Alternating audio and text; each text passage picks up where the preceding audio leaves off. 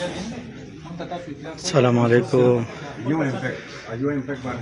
د سوات یونیورسيټي ده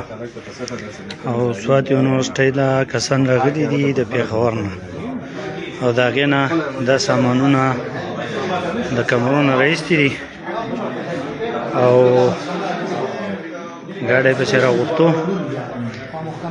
او چې دا سامان چې دی نه دا مونږ وړو نو مونږ راورسېدو د خیره سره دلته او سامان یې ورکاو کو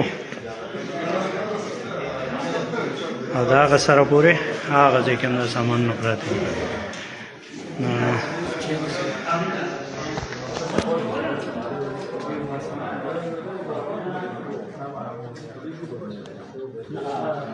دا د یونیورسيټي سکیورټي ده